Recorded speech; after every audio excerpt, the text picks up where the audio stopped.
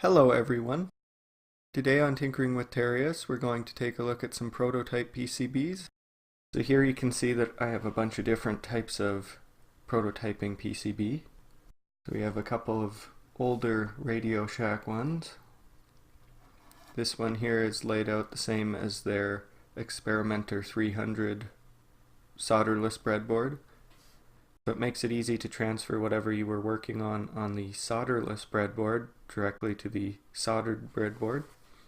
I imagine you can still purchase these somewhere, but of course Radio Shack isn't as popular as it used to be. At least up here in Canada, Radio Shack doesn't exist anymore.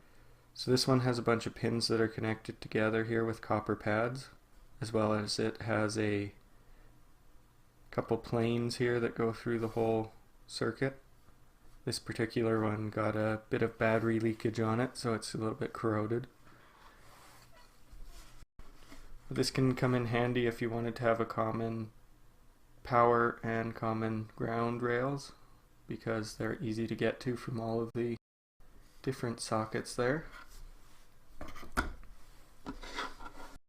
These little ones are similar to that in that they have the common rail down the side on each side, and then they have pins in the middle that are all linked together.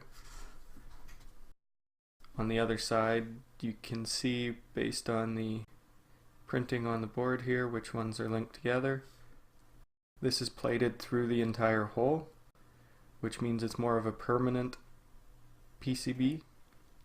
It's more difficult to desolder components once they're put into a through-hole plated PCB than it is when they're put into just the single-sided plated PCBs. And this is just a different style of that same one. This one has a lot fewer things that are connected together, but it has more of them. And this is the same.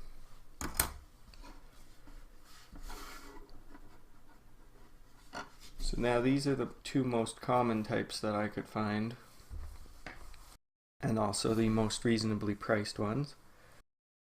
These are cheap ones from eBay or AliExpress or even Amazon. You can get them pretty cheap now. They're only plated on the one side. You can see the back has nothing there. It has the numbering and lettering so that you can kind of align it and figure it out. The numbering is the same on both sides, so that's a bonus.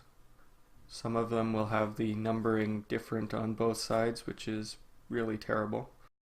And then here we have another one of these through-hole ones. This one's actually tinned copper through-hole plated. The pads and the plating is actually going directly through on both sides. So this is a much more permanent prototype PCB. You can also see that the through-hole one there is quite a bit thicker and sturdier. It doesn't bend at all, whereas this little fiberglass one bends quite a bit. So if I'm soldering together a circuit that is only temporary, then I'm going to want to use something like these, where they're only plated on the one side, because it's a lot easier to desolder them. It takes very little effort at all. The downside to these ones is that it's really easy to lift pads on them because there's very little amounts of copper on there. So you have to make sure your soldering iron is as cool as possible to make the joint. On these ones they're a lot more forgiving because there's a ton of surface area there to actually work with. The holes generally look a bit better as well. They're more aligned, give you more room on all of the sides. But once you get a component in here with the sufficient amount of solder, it is quite difficult to get that component back out again and to clear the solder out of the hole once you have gotten that component out again. The nice thing though is that you don't have to be as worried about the temperature of the iron. You can still lift the pads, but it's a lot harder to do. If you enjoyed this episode, don't forget to give it a like and subscribe if you haven't already.